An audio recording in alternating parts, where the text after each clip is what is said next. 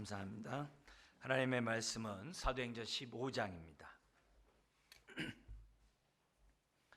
사도행전 15장 1절에서 35절인데요. 이 시간 11절까지 한 절씩 교도하시겠습니다. 15장 1절. 어떤 사람들이 유대로부터 내려와서 형제들을 가르치되 너희가 모세의 법대로 할례를 받지 아니하면 능히 구원을 받지 못하리라 하니 바울과 및 바나바와 그들 사이에 적지 아니한 다툼과 변론이 난지라. 형제들이 이 문제에 대하여 바울과 바나바와 및 그 중에 몇 사람을 예루살렘에 있는 사도와 장로들에게 보내기로 작정하니라. 그들이 교회의 전송을 받고 베니게와 사마리아로 다니며 이방인들이 죽게 돌아온 일을 말하여 형제들을 다 크게 기쁘게 하더라. 예루살렘에 이르러 교회와 사도와 장로들에게 영접을 받고 하나님이 자기들과 함께 계셔 행하신 모든 일을 말하며 바리새파 중에 어떤 믿는 사람들이 일어나 말하되 이방인에게 할례를 행하고 모세율법을 지키라 명하는 것이 마땅하다 하니라. 사도와 장로들이 이 일을 의논하러 모여 많은 변론이 있은 후에 베드로가 일어나 말하되 형제들아 너희도 알거니와 하나님이 이방인들로 내 입에서 복음의 말씀을 들어 믿게 하시려고 오래전부터 너희 가운데서 나를 택하시고 또 마음을 아시는 하나님이 우리에게와 같이 그들에게도 성령을 주어 증언하시고 믿음으로 그들의 마음을 깨끗이 하사 그들이나 우리나 차별하지 아니하셨느니라. 그런데 지금 너희가 어찌하여 하나님을 시험하여 우리 조상과 우리도 능히 매지 못하던 멍에를 제자들의 목에 두려느냐. 같죠? 그러나 우리는 그들이 우리와 동일하게 주 예수의 은혜로 구원받는 줄을 믿노라 하니라. 아멘. 아멘. 바울이 1차 선교 여행을 1년 5개월 동안 성령의 능력 가운데 잘 마치고 자신을 파송한 안디옥 교회에 다시 돌아와서 재충전하고 또 안디옥 교회를 가르치고 목회를 하고 있었습니다.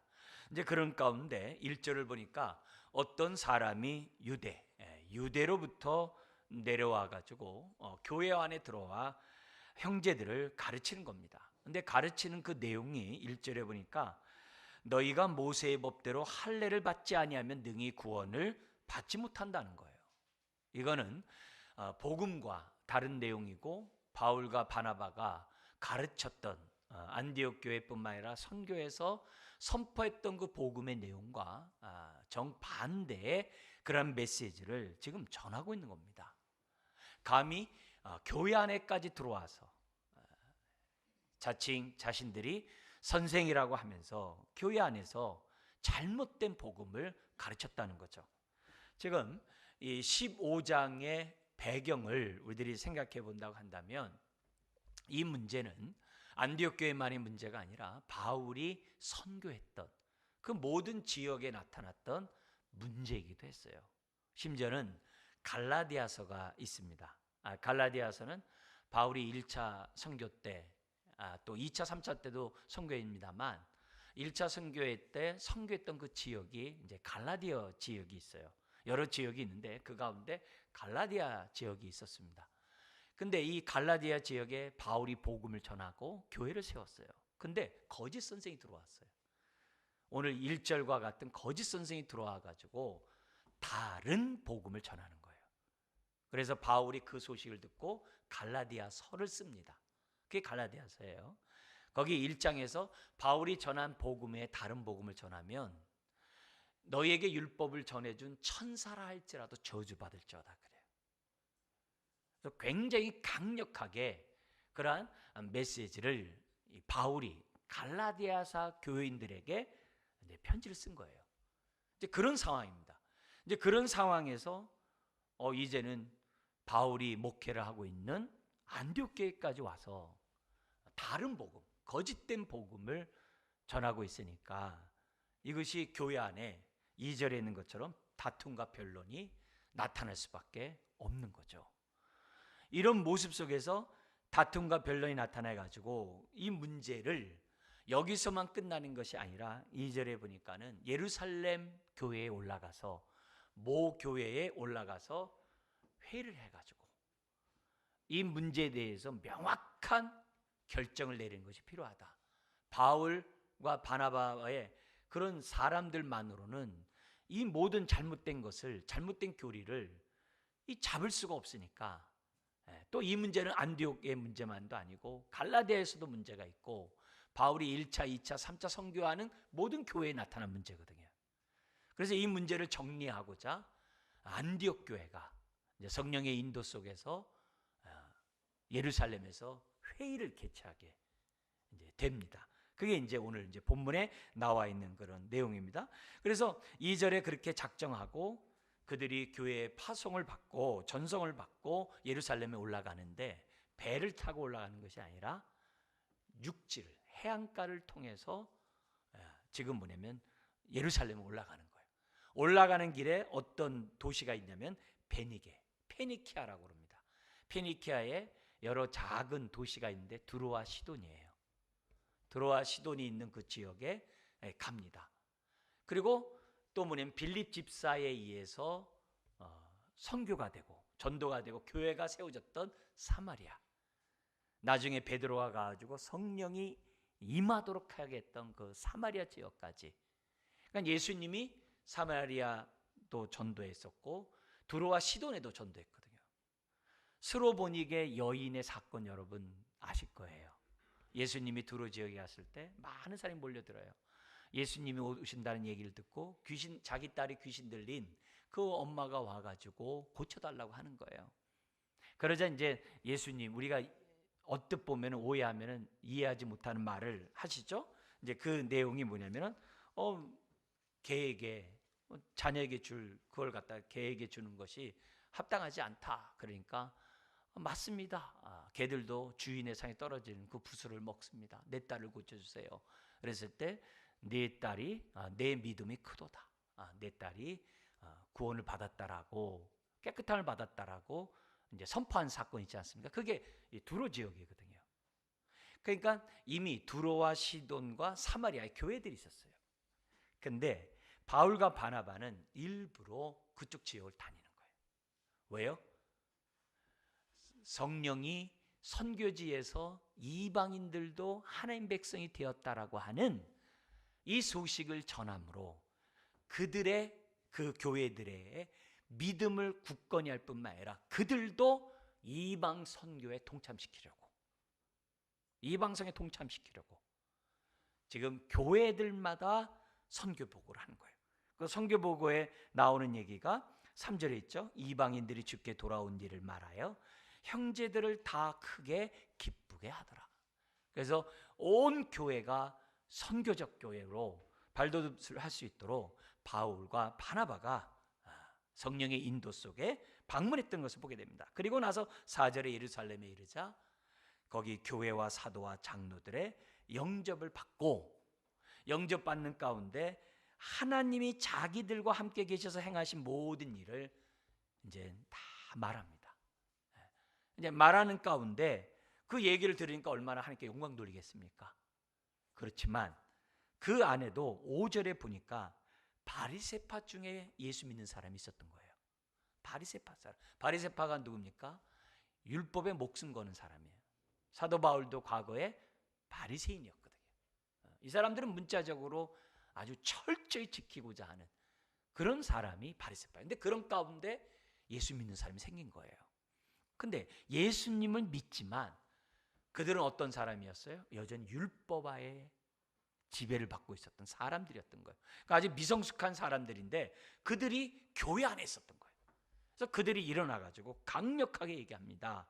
뭐라고 했냐면은 5절 같이 한번 읽겠습니다.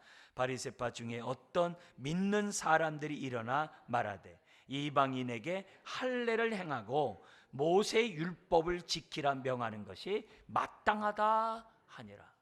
그러니까 예루살렘 교회 안에서 지금 야고보가 목회하고 있고 사도들이 있는 그 교회 안에서 이런 사람이 있는 거예요. 그러니까 제대로 교육을 못 받은 거죠. 믿지만은 제대로 복음이 뭔지 모르는 사람이 일어나가지고, 그 당시 바리새파 사람들은 유대 사회에서 존경받는 선생들이거든요. 약 6천 명 정도 있었다고 그래요. 그러니까 이런 사람이 여전히 자기가 갖고 있었던 그 권한을 가지고 존경받는 사람이었으니까 교회 안에서도 자기 큰 소리를 낸 거예요. 할례와 율법을 이방인들도 지켜요. 유대인들 사회에서 율법은 그렇게 큰 문제가 안 되었던 것 같아요. 근데 이방인이 예수 그리스도를 믿고 교회로 들어오니까 이런 문제가 발생하게 된 거예요. 그러니까 많은 사람들이 1절에 나타난 그 사람들이나 이 5절에 지금 예루살렘 교회에서 일어나가지고 큰 소리치는 바리새파 사람이나 다 똑같은 생각을 갖고 있는 거예요. 그러니까 이런 엄청난 이런 문제를 놓고 이제 회의가 이제 6절에서 또 본격적으로 이제 나타나게 됩니다. 자, 그런 가운데 요 15장의 배경을 우리가 좀 더 이해하기 위해서 갈라디아서 얘기를 잠깐 얘기하면은, 갈라디아서 1장에 바울이 전한 복음에 다른 복음을 전하면 저주받는다. 예수 그리스도를 한 분만 믿는 것으로 죄사함 받고 의롭다함 받는 것이 아니라, 구원받는 게 아니라 할례를 지켜야 한다는 등 율법을 지켜야 한다고 한다면 다 다른 복음이고 저주를 받을지어다, 이렇게 했다고 그랬잖아요. 그러면서 그 5장에 보면은 그 많은 지면에 바울이 그들에게 전했던 말씀이 있어요. 그 얘기를 좀 더 여러분들에게 해드리면 이 본문 이해하는 데 도움이 됩니다. 갈라디아서 5장 2절 이하에 이렇게 되어 있습니다. 같이 한번 읽어볼까요? 보라, 나 바울은 너희에게 말하노니 너희가 만일 할례를 받으면 그리스도께서 너희에게 아무 유익이 없으리라. 그러면서 3절에 이렇게 됩니다. 내가 할례를 받는 각 사람에게 다시 증언하노니 그는 율법 전체를 행할 의무를 가진 자라. 다시 율법의 종이 됐으니까. 그러면서 4절 우리 같이 읽겠습니다.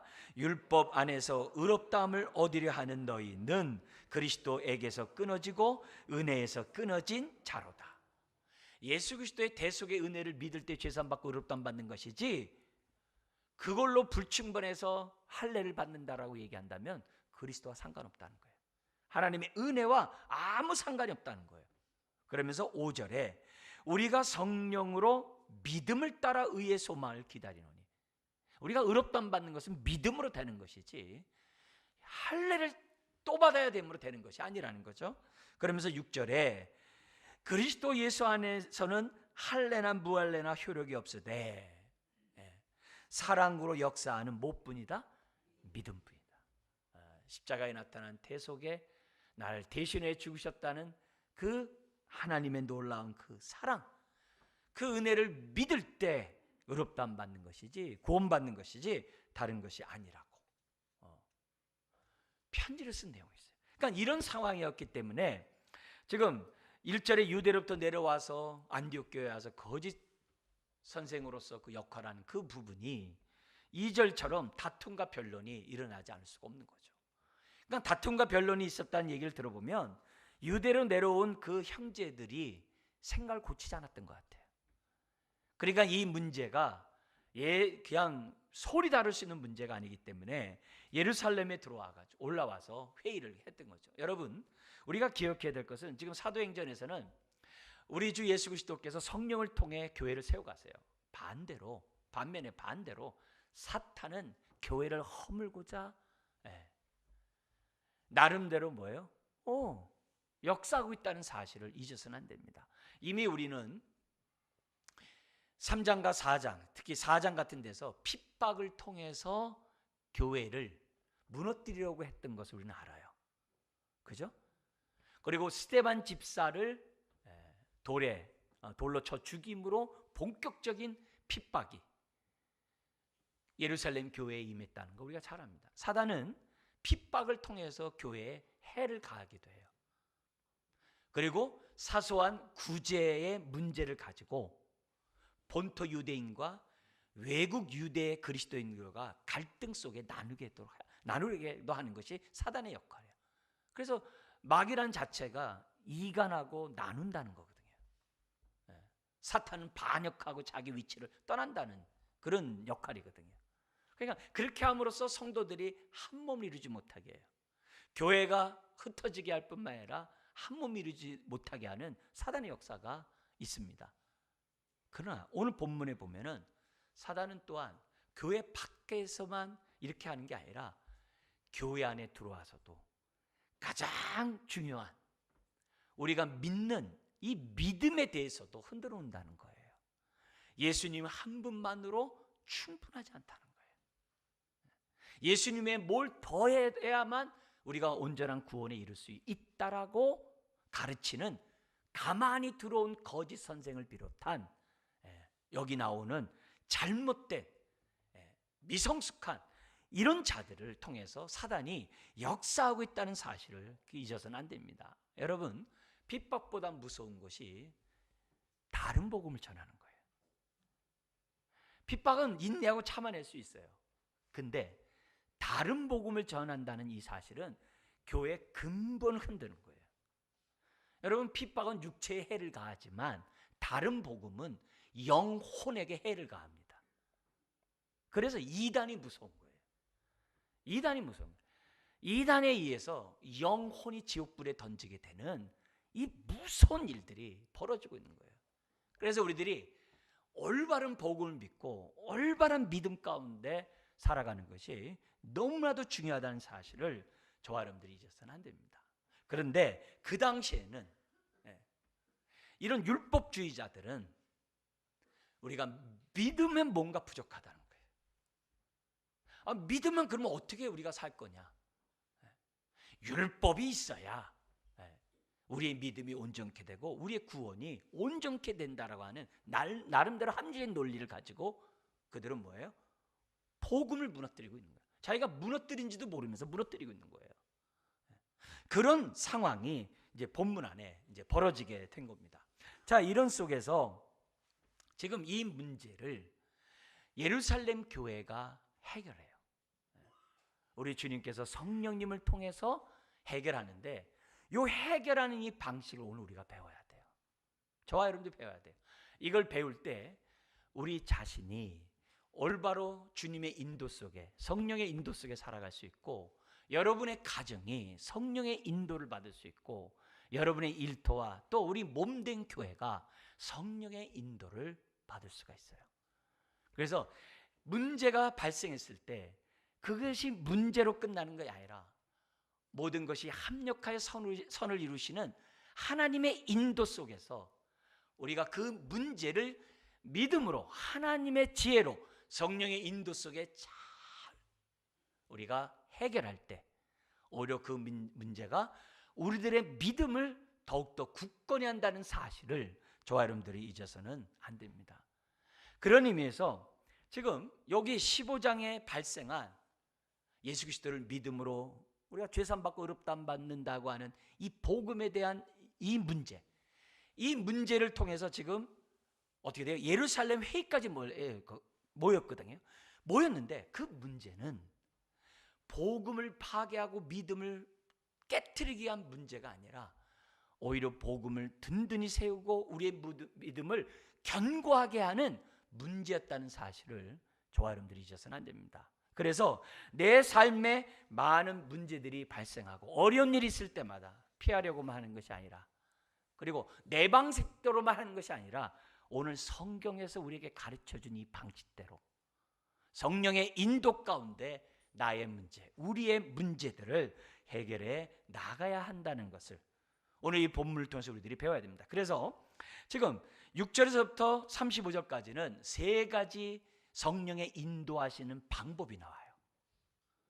세 가지 성령의 인도하시는 이 방법을 잘 배워서 나에게, 우리에게, 우리 교회에게 저와 여러분들이 지금 적용함으로 성령의 인도로 나의 문제들을 해결해 나가는, 오히려 나의 믿음이 더욱더 굳건해지는 저와 여러분들이 되어야 될 줄 믿습니다. 자, 그런 가운데 6절에서부터 12절까지는 이제 베드로의 변론을 통해서 성령님이 어떻게 인도하냐면은, 이 베드로의 변론을 통해서 나타난 성령의 인도를 보면은 여러 가지 성령이 역사하는 증거들이 있다는 거예요. 그 증거들을 통해서 성령님이 우리와 함께 하는구나, 역사하고 있구나, 이걸 알라는 거예요. 첫 번째가요. 두 번째는 13절부터 21절에 야고보의 변론 속에서 나타납니다. 그게 뭐냐면 말씀을 듣고 깨닫고 분별하게 함으로 인도하세요. 하나님의 말씀을 잘 분별함으로 인도하세요. 그래서 내가 말씀을 통해서 깨달을 때 성령님이 나와 함께 하는구나, 나를 지금 인도하시는 분이구나, 이걸 알 수 있다는 거예요. 그리고 또 인도를 받기 원하는 사람은 지금 성령이 함께하는 증거들과 말씀을 떠나서 인도받으려고 하면 안 된다는 거예요. 그리고 세 번째가 22절에 35절에 나오는데, 예루살렘 회의의 그 결과, 만장일치로 이 회의가 결과된 그걸 통해서 성령의 인도를 한다는 거예요. 왜냐? 우리 모두는 믿는 자들이고, 우리 모두는 성령의 전이고, 성령의 인도 가운데 있는 사람들이 모여서 결정한 그 결정은 성령이 함께하는 증거라는 거예요. 그래서 이 세 가지 방식을, 성령의 여러 가지 나타난 그러한 증거들, 그리고 말씀의 그러한 분별과 깨달음, 그리고 우리들의 공동체가 함께 기도하는 가운데 결정한 그런 내용 속에 성령이 함께 한다는 거예요. 요 기본적인, 가장 기본적인 객관적인 세 가지 원칙을 저와 여러분들이 기억하고, 이런 것이 성령의 인도를 받는 삶이구나, 내 문제가 있을 때에도 이렇게 해결해야 되는구나, 나의 경험과 나의 통찰과 나의 지식으로 해결하려고 하지 말고 이 문제를 향한 하나님의 뜻 가운데 문제를 해결해야 되는구나, 그걸 우리들이 알아야 됩니다. 그래야 오늘의 이 문제가 예루살렘 교회를 견고하게 했고, 안디옥 교회를 견고할 뿐만이 아니라 초대교회를 견고하게 했고, 여기서 결정한 그 결정이 2000년 동안 지금 교회를 든든히 세우고 있는 거예요. 그렇다고 한다면 오히려 그런 문제를 통해서 교회가 믿음이 더욱더 견고해지고 이방인들을 향해서 선교적 삶을 살고자 했다고 한다면, 오늘 이 말씀의 이 원리들을 내가 잘 기억하고 적용해야만 한다는 거죠. 우리 하나씩 좀 보면은, 첫 번째 6절부터 12절에 베드로의 변론 가운데 나타난 성령의 인도를 보면 증거들이 있다는 거예요. 성령이 함께하는 역사하는 증거들이 나타난다는 거죠. 6절 7절을 보십시오. 사도와 장로들이 이 일을 의논하러 모여 많은 변론이 있은 후에, 여러 사람의 많은 변론이 있었겠죠. 바울과 바나바의 변론도 있을 것이고, 여기 바리새파와 같은 믿는 사람도 있었겠고, 다양한 사람들이 있겠죠. 그죠? 거기 사도와 장로들이 이 일을 위해서 모였으니까 많은 얘기를 들었어요. 그리고 나서 이제 마무리할 때가 된 거예요. 그때 누가 일어나냐면 베드로가 딱 일어나서 말을 합니다. 7절 하반절에 자기 얘기에서부터 자기가 경험한 성령이 함께했던 증거들을 제시를 해요. 증거를 제시하면서 바울이 전한 복음이 맞다는 얘기를 합니다.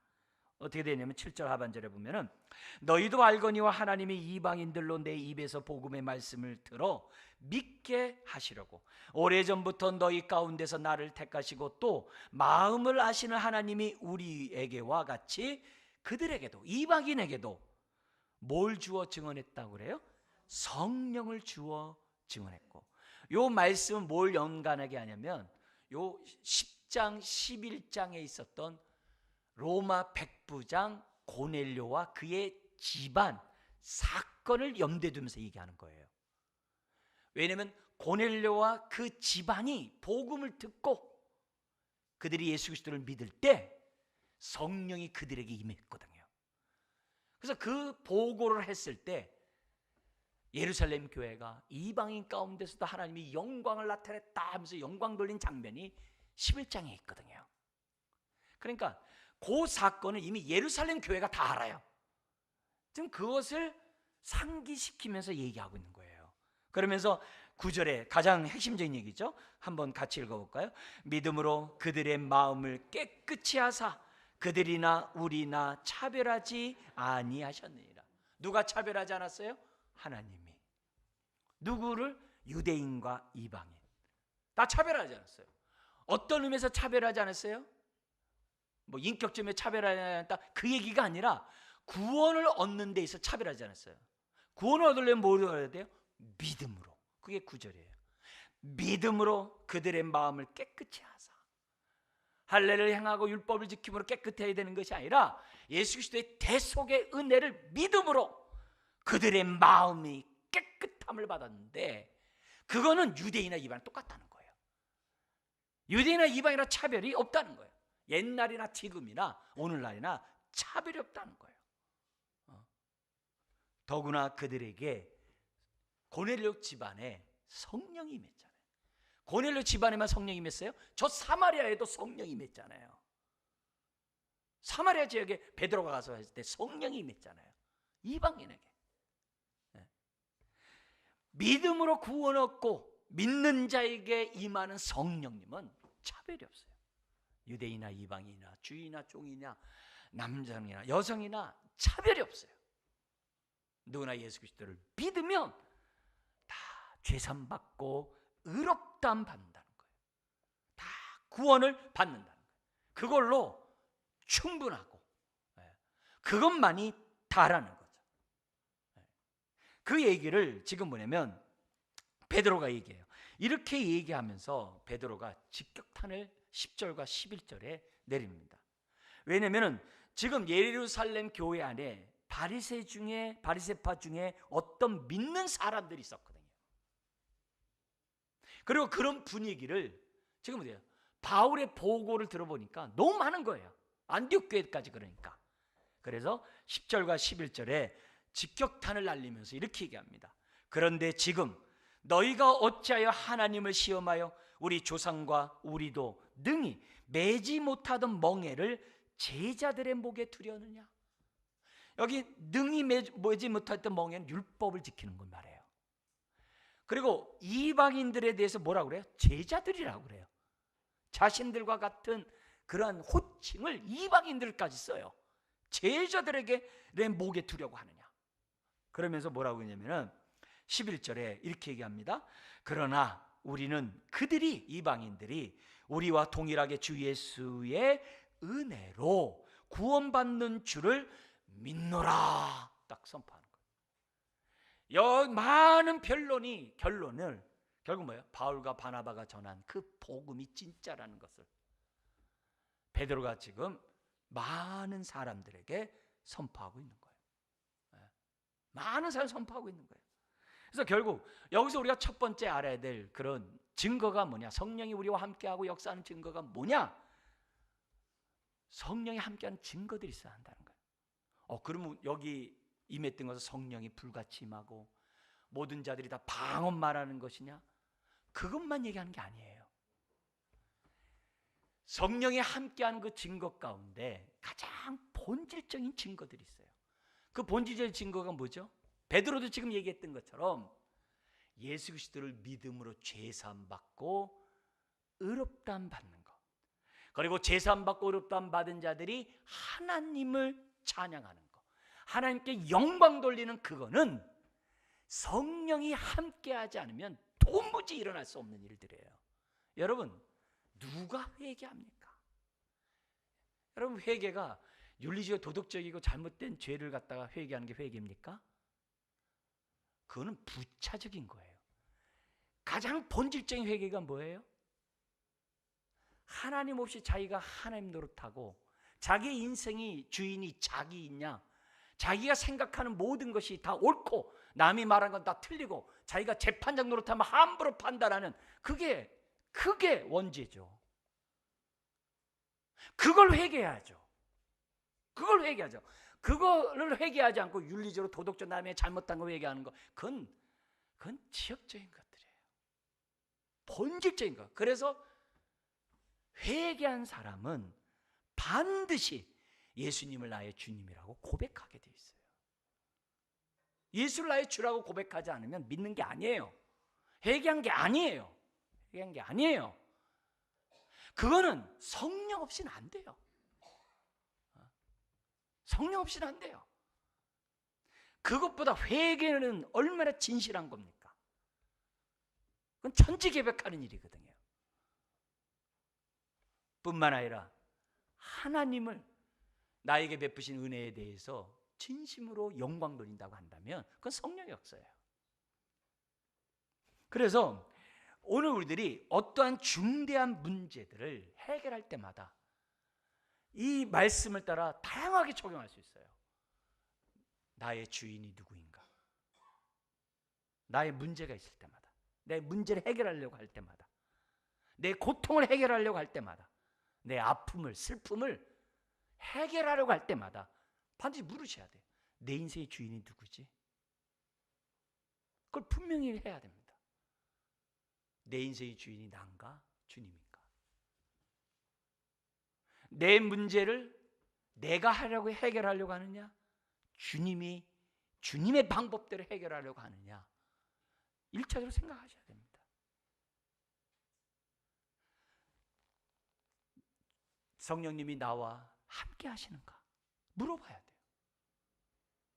성령님이 나와 함께 하는가? 즉, 나는 성령의 인도대로, 성령이 해결하시는 방법대로 나는 순종할 준비가 되어 있냐를 1차적으로 물어보셔야 돼요.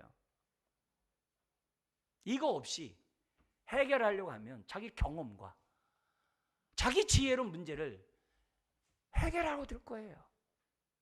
그럼 나는 좋을런지 모르지만 상대방은 죽여야 돼요. 상대방과 내가 돈독하게 더욱더 우리가 이 문제를 함께 그리스도 안에서 해결해 나갈 수가 없어요. 그래서 첫 번째 원리가 성령의 인도를 받고 있다는 증거들이 나에게 있는지를 보셔야 돼요. 정말 나의 주인이 주님인 거 맞나? 나는 정말 성령의 인도 속에 문제를 해결하려고 하는 내가 맞나? 아니면 여전히 예수 믿는다고 하면서 옛사람이 나의 주인이 돼가지고 내 방식대로 해결하려고 하는가 보라는 거예요.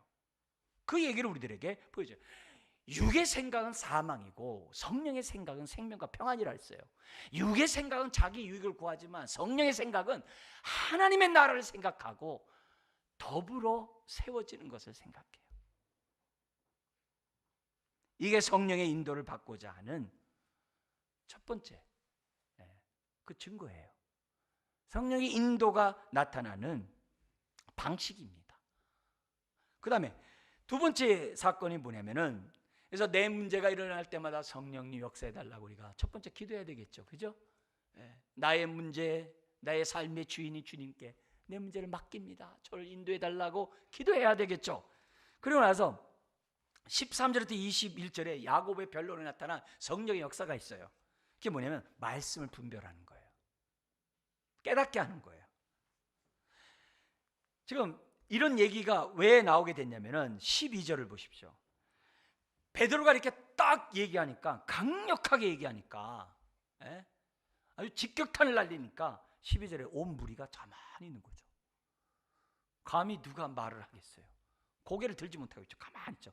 근데 그 틈을 타가지고 바나바와 바울이 딱 일어나가지고 하나님이 자기들로 말미암아 이방인 중에서 행하신 표적과 기사에 관하여 말한 것을 사람들이 듣더니, 여기까지가 이제 사건이거든요. 이게 뭐냐면 표적과 기사가 뭐 있어요? 성령이 증거하지 않으면, 함께하지 않으면 안 나타나는 일들이잖아요. 가장 바울의 선교 가운데 나타났던 증거, 표적과 증거들이 뭐 있습니까? 구브로 지역에, 키프로스 지역에 가가지고 거기 로마 총독이 예수를 믿잖아요. 그때 마술사, 유대인 중에 그 아주 잘못된 미호경에 빠진 그 마술사가 총독을 믿지 못하게 하잖아요. 그때 눈이 멀게 한 그런 사건이 있잖아요. 이런 얘기들을 했겠죠. 성령의 역사 없이는 안 되겠죠. 뿐만 아니라 루스라 지역에 나면서부터 걷지 못했던 사람을 걷게 한 사건들이 있었잖아요. 그런 얘기를 하는 거예요. 그러니까 더욱더 사람들이 할 말이 없는 거죠. 가만히 있는 거죠. 더 이상 유구무원이죠. 그러니까 이제 13절에 야고보가 일어났는데, 이 야고보는 야고보서를 쓴 야고보고 예수님의 혈육의 동생인 야고보고 사도들이 선교하러 다닐 때 예루살렘 교회를 지켰던 대표자예요. 이 야고보는 율법에 아주 능통한 사람이고, 그래서 그가 쓴 야고보서를 보면은 율법의 선함에 대해서 찬양한 사람이에요. 그렇다고 이 사람이 율법주의자 얘기한 게 아니라는 거예요. 그건 그런 얘기가 아니에요. 이 야고보가 이제 마무리, 이제 결론해야겠죠. 회장이니까 이제 결론을 내겠죠. 뭐라고 결론하냐면은 이렇게 얘기를 합니다. 그 14절에 하나님이 처음으로 이방인 중에서 자기 이름을 위할 누구를 취하시려고 그랬습니까? 백성을 취하리라고 그랬어요. 여러분, 이 백성이, 우리는 그냥 백성이지만 히브리인들이 백성이라고 했을 때는요, 약속의 백성을 말해요. 거룩한 칭호예요. 이 백성은 이스라엘 가운데 남은 자들이 하나님부터 받은 칭호가 백성이에요. 근데 그 백성을 누구에게 치는 거예요? 이방인 중에서도 백성이 있다는 거예요. 거룩한 칭호를 얘기하는 거예요. 그러면서 이름을 위한 백성을 취하시려고 그들을 돌보신 것을 누가 말했다고요? 시므온. 이 시므온이 베드로예요. 그러니까 베드로는 예수님이 지어진 이름이고 원래 이름은 시므온이거든요. 그러니까 이 시므온은 그만큼 따뜻한 이름이죠. 유대 사회에서 유대인들끼리 친근감을 나타내는 그런 이름이죠. 그래서 베드로가 얘기했다 이렇게 얘기하는 게 아니라 시므온이 말하였으니, 벌써 지금 조용한 상태에서 시몬이 얘기했다니까 거기 이제 따뜻한 온기가 확 퍼지는 이런 단어예요. 그리고 나서 뭐라고 얘기하면 시몬이 말한 그 모든 것이 선지자의 말과 일치한다는 거예요. 그러면서 아모스 선지자의 예언의 말씀을 인용한 것이 16절부터 18절이에요. 그 인용한 내용을 보면은 이겁니다. 그 선지자들의 말씀이 이와 같이 일치하도다 기록된 바 하면서 16절에 이후에 내가 돌아와서, 여호와 하나님께서 내가 돌아오신다는 것은 메시아를 통해서 이스라엘 다시 세우겠다는 얘기거든요. 그래서 이후에 내가 돌아와서 다윗의 무너진 장막을 다시 지으며 또 그 허물어진 것을 다시 지어 일으키리니, 이스라엘을 재건한다는 거예요. 회복한다는 거예요. 메시아가 와서. 근데 17절을 보세요. 이는 그 남은 사람과, 모든 유대인이 아니에요. 유대인 가운데 남은 사람들, 하나님을 경외하는 남은 유대인들과, 그 다음에 뭐라 그래요? 내 이름으로 일컬음을 받는 모든 이방인들로 주를 찾게 하려 함이라 아모스 선지자가 예언하셨으니, 즉 예로부터 이것을 알게 하시는 주의 말씀이라 함과 같으니라 하면서 베드로의 그 말에 직인을 딱 찍는 거예요. 모든 회의의 종교를 지금 뭐냐면 야고보가 딱 찍는 거예요. 여기서 우리가 성령의 인도를 받는 저와 여러분들의 삶 속에서, 성령의 인도를 받는 두 번째 빼놔서 안 되는 방법이 있어요. 그게 뭐냐면 말씀을 통해 한다는 거예요. 여러분의 경험이 아니라, 여러분의 지식이 아니라 우리에게 말씀하시는 말씀을 통하여 인도하신다는 거예요. 그래서 하나님의 말씀을 많이 묵상하고 많이 암송하는 게 중요해요. 그래야 성령님이 기억나고 생각나게 하셔서 우리에게 인도하세요. 말씀이 시편 119편에 있는 것처럼 내 발의 등이요 내 길의 빛이 되게 하세요. 내 마음에 새겨놓은 그 말씀이 내 발의 등이 되게 하고 내 길의 빛이 되게 하세요. 오늘 듣는 이 말씀이 들을 때 깨닫게 함으로 내 발의 등이 되고 내 길의 빛이 되게 성령님이 역사하세요. 성령님은 말씀을 떠나서는 역사하지 않으세요. 그걸 기본적으로 생각하셔야 돼요. 항상 성령님은 말씀을 통하여 역사하신다는 사실을 잊어서는 안 됩니다. 그러니까 인도하는 두 번째 이 방식인 거예요. 그러니까 그 순간에 야고보가 자기 권위로 베드로가 맞소 이렇게 하는 거하고, 야고보가 아모스 선지자의 예언의 말씀을 딱 들여대가지고 결정내는 건 다른 거예요. 이거는요, 앞에 사도행전 2장에 오순절날 성령이 임하자 사람이 막 방언들 막 하니까 본토 유대인들이 술에 취했다고 대낮서부터 막 비아냥거렸어요. 그런데 그 비아냥거리는 무리들 중에 누가 있었냐면은 에티오피아 사람도 있고 애굽 사람도 있고 그리스 사람도 있고 로마 사람도 있고 다양한 나라에서 온 유대인들이 있었어요. 오순절날 지키기 위해서. 근데 자기의 모국어로 얘기하고 있는 거예요. 제자들이 방언을 얘기하는데 에티오피아 말로 하고 그리스 말로 하고 로마 말로 하고 애굽 말로 하고, 자기네들의 나라에 자기가 쓰는 언어로 말을 하는 거예요. 뭔 얘기했다고 그랬어요? 하나님의 큰 일을 말했다고 그랬어요.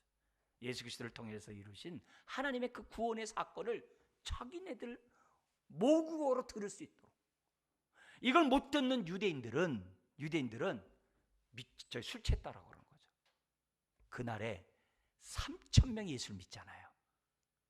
근데 3,000명이 예수를 믿기 전에 베드로가 이 현상은 그냥 성령의 역사다 이러지 않고 요엘 선지자가 예언한 것에 따라 성령이 임했다라고 해석을 설교를 해요. 똑같은 방식이에요. 이거는 야고보만이 아니라 베드로도 그랬고 바울도 그랬고 모든 제자들이 그랬어요. 성령의 인도를 받고자 하면은 반드시 하나님의 말씀을 통해 인도를 받아야 한다는 거예요. 그러니까 로마서 12장 1, 2절에 분명히 얘기하잖아요. 우리의 삶 속에 로마서 12장서부터가 삶의 예배를 어떻게 드리냐는 거잖아요. 이 말은 성령의 인도를 어떻게 받냐 똑같은 얘기예요. 거기에 12장 1, 2절에 이렇게 얘기해요. 너희는 그러므로 형제들아, 그러면서 뭐라 그래요? 내가 하나님의 모든 자비하신 너희를 권하노니, 그 다음 구절부터 한번 읽겠습니다. 너희는 몸을 하나님이 기뻐하시는 거룩한 산 제물로 드리라. 이는 너희가 드릴 영적 예배니라. 그러면서 2절도 같이 2절 읽어드리겠습니다. 너희는 이 세대를 본받지 말고 오직 마음을 새롭게 함으로 변화를 받아 하나님의 선하시고 기뻐하시고 온전한 뜻이 무엇인지 분별하도록 하라. 의의 말씀을 경험하도록 하라 그랬어요. 그래서 여기 특별히 이 말씀과 같이 히브리서 5장 11절에서 14절에 보면 똑같은 얘기가 나와요. 바울이 얘기했던 이 말씀과 아주 같은 얘기가 나오는데 거기 뭐냐면은 지각을 사용함으로 연단을 받아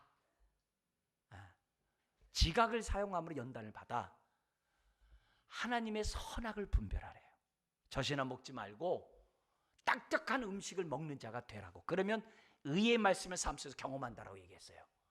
근데 거기서 선악을 분별한다는 그것이 여기서 말한 것처럼 성령과 사단의 그런 역사를 분별하는 것만을 얘기하는 게 아니라 특별히 히브리서 5장에서 뭐냐면요, 선악을 분별하되 여기에 악은 어떤 악이라고 그랬어요? 마귀적인 악을 얘기하는 게 아니에요. 마귀가 하는 그 악이 있잖아. 왜? 죽이고 멸망시키고 도둑질하는 이 마귀가 하는 그런 것들은 파괴적이잖아요. 그게 아니라 우리가 살아가다 보면은 내가 미성숙해서 범죄하는 악들이 있어요. 미성숙해서. 그런 의도는 아닌데 내가 악을 행할 때가 있어요. 상대방에게 고통을 줄 수도 있어요. 아픔을 줄 수 있어요. 얼마든지 있어요. 왜? 미성숙하고 성령의 인도 속에서 우리가 온전히 살아가지 못한 연약한 자이기 때문에 저와 여러분들은 예외되는 사람 없어요. 그걸 분별하라는 거예요. 왜요? 그럴 때 우리가 어떻게 돼요? 마귀에게 속지 않아요. 그걸 분별하지 않으면 마귀처럼 그냥 다 파괴적으로 다 해석해버려요. 다 모든 거 다 파괴해버려요. 저 악, 저 마귀 자식. 저거, 다 그런 식으로 해요. 그러면요 살아남을 자 아무도 없어요. 없어요. 그걸 딱 분별해가지고 이거 볼 때 이거는 마귀적으로 나에게 잘못한 게 아니라 미성숙해서 나한테 잘못한 거야. 그럼 우리가 어떻게 돼요? 기다려야 돼요. 기다릴 때 성경 뭐라 그래요? 오래 참으래요. 그리고 성령의 인도 속에서 상대방이 빨리 성숙하기를, 내 자신도 어떻게 돼요? 빨리 성숙해서 그런 상황들을 잘 대처나갈 수 있도록 지각을 사용함으로 연단을 받아 선악을 분별하래요. 그러면 의의 말씀을 삶 속에서 경험한대요. 이거 못하니까 사단이 또 어떻게 돼요? 말씀을 가지고 있는데 다 넘어지는 거야. 또 막. 왜? 그 마귀가 주는 악으로 오해하게 만들어가지고 그렇게 하는 거예요. 여러분, 예수님을 시험할 때 성전 꼭대 뛰어내려라 그러면 천사가 너를 받들므로 사람이 너를 하나님의 아들로 인정할 것이다. 그러면 어떻게 될까요? 사람들이 예수를 십자가에 못 박아 죽이지 않죠. 그럼 죽이지 않으면 대속의 은혜가 이루어지지 않죠. 사단이 그런 식으로 농락해요. 근데 떼어내리면은 너를 갖다가 천사들이 받들어 주겠다는 말이 사단이 한 말이에요? 아니에요. 하나님이 한 말이에요. 시편 90편에서 하나님이 한 말이에요. 믿는 자들은 하나님 지켜주겠다는 얘기예요. 그 얘기를 딱 가지고 와가지고 사단이 얘기해요. 하나님이 이렇게 약속했잖아. 떼어내려봐. 천사가 받들어 주는데. 그러면 당신이 하나님의 아들로 인정받으면 당신을 죽이겠냐고. 당신 말 잘 들 것이지. 그렇게 해서 예수 그리스도가 전하는 구원의 사건을 다 부정하게 만드는 거예요. 이 사단의 전략이에요. 그러니까 섣불리 하나님 말씀 가지고 함부로 대하는 게 아니라 잘 분별해서 우리들이 성령의 인도를 저와 여러분들이 받아야 한다는 거예요. 그게 두 번째 방식이에요. 세 번째 방식이 나와요. 이 세 번째 방식이 22절부터 35절인데요. 성령이 어떻게 역사하냐면 하나님을 경외하고 예수 그리스도의 주되심을 인정하고 그 통치를 받는 가운데 모인 사람들이 어떤 것이 하나님의 선하시고 기뻐하시고 온전한 뜻일까 생각하면서 회의의 그 결과를 통해서 성령님이 함께 한다는 증거를 보여준다는 거예요. 그래서 교회에 총회가 있는 거예요. 그래서 총회에 결정된 일을 통해서 교회가 든든히 서가고 성도들의 믿음이 세워가는 거예요. 작게는 교회 안에서 회의가 있어요. 그 회의를 결정할 때 다수로 결정하는 게 아니라 이것이 하나님이 기뻐할까? 이것이 주님의 인도 속에 받는 결정인가? 생각하면서 교회가 회의를 하고 개인도 마찬가지예요. 내가 어떤 일을 결정할 때 이거 하나님이 기뻐할까? 나만 유익 생각하는 게 아니라 이거 정말 하나님이 기뻐할까? 바울은 거기에 하나 더 붙이라고 그러잖아요. 로마서 15장에 지체 유익이 될까? 지체한테 덕을 세울까? 나에게 혹시 야망과 욕심과 으쓱하려고 하는 건 아닌가? 나의 유익만 구한 건 아닌가? 잘 분별하래요. 그렇게 하면서 결정하라고 그러거든요. 여기서는 예루살렘의 회의가 지금 보니까 25절에 만장일치로 결정했다 그래요.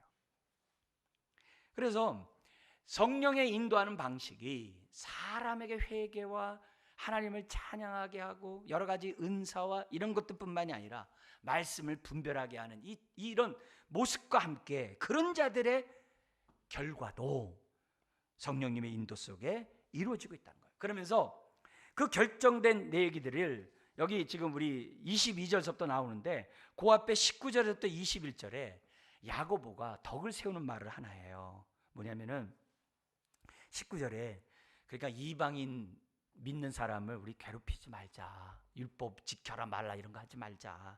그러나 다만 우상의 더러운 것과 음행 그거 하지 못하게 하자. 어떻게 우상 숭배, 음행 이런 거 할 수 있냐. 그리고 목매어 죽인 것과 피를 멀리하게 하자. 이렇게 살인 같은 이런 야만적인 거 안 하는 게 좋지 않냐. 그렇게 하면서 얘기를 이제 사람이 했어요. 왜냐? 유대인들은 다 율법에 익숙한 사람들이잖아요. 그러니까 율법의 무용성을 얘기하는 게 아니라는 거예요. 지금 이 얘기는 율법을 통해서 어떻게 우리가 온전케 되느냐라는 문제는 별개의 문제예요. 구원과 그 야고보서가 이 여기에 대한 해석을 해줘요. 그건 요걸 끝내고 그리고 나서 이제 이런 얘기를 딱 결정한 다음에 22절에 예루살렘에서 파송한 두 사람을 보내요. 그게 유다와 실라라는 사람이에요. 여기 바사바라 하는 유다는 아마 그 가룟 유다가 죽었을 때 마띠아가 뽑혔잖아요. 그때 똑같은 사람 한 명이 더 있었어요. 그 사람이 이 바사바 지역 사람이거든요. 이제 그 아마 친척이라고 생각되어지는데 이 유다와 이 실라 두 사람을 보내요. 이 실라가 바울과 함께 2차 선교 떠나는 사람이 됩니다. 바울이 감동받아가지고 하는 사람이 되는데 그에게 23절에 편지를 써서 보냅니다. 23절 이하에. 근데 편지의 내용이 23절에 안디옥만이 아니라 안디옥 주변의 수리아 지역 그리고 그 서쪽의 길리기아 지역 다소의 고향이 있는 길리기아 지역까지 교회가 많이 있었던 걸 보여줘요. 왜냐하면 바울이 예전에 여기서 8년에서 10년간 목회를 했거든요. 선교를 했거든요. 그러니까 거기에다 얘기를 보여줍니다. 그리고 나서 이제 편지 내용을 보니까 24절 이렇게 됩니다. 같이 한번 읽겠습니다. 들은즉 너희 우리 가운데서 어떤 사람들이 우리의 지시도 없이 나가서 말로 너희를 괴롭게 하고 마음을 혼란하게 한다 하기로. 이 얘기는 뭐에 대한 답변이에요? 1절의 답변이죠. 유대에서 어떤 사람이 와가지고 다른 복음을 전한 것에 대한 딱 얘기죠. 근데 그것 때문에 사람 마음이 혼란했다는 거예요. 그러니까 바울이 목회하고 바나바가 목회하고 있는데도 초신자들이 있었다는 거예요. 그런 얘기를 해요. 그러면서 25절 26절에 만장일치된 이런 모습을 내가 두 사람을 통해서 25절 27절까지 보내노라. 그러면서 무슨 얘기하냐면은 25절에 사람을 택하여 우리 주 예수 그리스도의 이름을 위하여 생명을 아끼지 아니하는 자인 우리가 사랑하는 바나바와 바울과 함께 너희에게 보내기를 만장일치로 결정하였노라. 그리하여 유다와 실라를 보내니 그들도 이 일을 말로 전하리라. 이 상황을 편지와 함께 이렇게 말로 하겠다 이렇게 해요. 그러면서 28절 놀라운 얘기를 합니다. 같이 한번 읽겠습니다. 성령과 우리는 이 요긴한 것들 외에는 아무 짐도 너희에게 지우지 아니하는 것이 옳은 줄 알았노니. 이렇게. 지금 뭐냐면 회의의 결과를 우리가 이렇게 결정했다 권위로 얘기한 게 아니에요. 우리 앞에 뭐가 있어요? 성령과. 우리 앞에 뭐가 있다고요? 성령과. 이렇게 결정을 해요. 어떻게 사람들이 결정해놓고 성령과라고 말할 수 있느냐? 그만큼 예루살렘 교회가 성령 충만했고 예루살렘 교회가 그만큼 성령의 인도를 받고자 했다는 증거가 이런 말들이에요. 그러니까 담대하게 성령과 우리는, 그리고 자신들이 결정한 것이 복음이요 하나님이 기뻐한다는 확신이 있으니까 성령과 우리는 이 요긴한 것들 외에 아무 짐도 너에게 지우지 아니하는 것이 옳은 줄 알았노니 하면서 아까 결정한 29절 우상 제물과 피와 목매어 죽인 것과 음행을 멀리하라. 그러면서 뭐라고 했냐면은 이에 스스로 상가면 뭐라고요? 잘 되리라. 잘 될 겁니다. 그리고 또 어떻게 돼요? 뭘 바래요? 평안함을 원하노라 하였다. 여러분, 우리들의 삶의 문제들이 얼마나 많아요. 고통이 얼마나 많아요. 슬픔이 얼마나 많아요. 병이 또 얼마나 많아요. 이런 사람 속에서 우리가 왜 신앙생활해요? 왜 우리가 기도해요? 왜 우리가 주님의 인도를 받아요? 왜 하나님의 뜻 가운데 응답받고자 해요? 다른 거 아니죠. 여기잖아요. 잘 되고 평안하기 위해서. 내 삶이 잘 되고 평안하기 위해서 성령의 인도를 받는 거 아니에요? 물론 하나님의 나라가 확장되고 하나님의 뜻을 기쁘게 하는 게 그건 본질적인 뜻이고, 그래도 우리가 상에서 떨어지는 부스러기 먹어야 되잖아요. 그죠? 우리가 잘 되고 우리가 평안한 삶이 따라와야죠. 고통 일색이고 그냥 병 일색이고 막 그러면 되겠어요? 성령의 인도 속에서 살아가는 우린 자들에게 잘 되길 원하시거든요.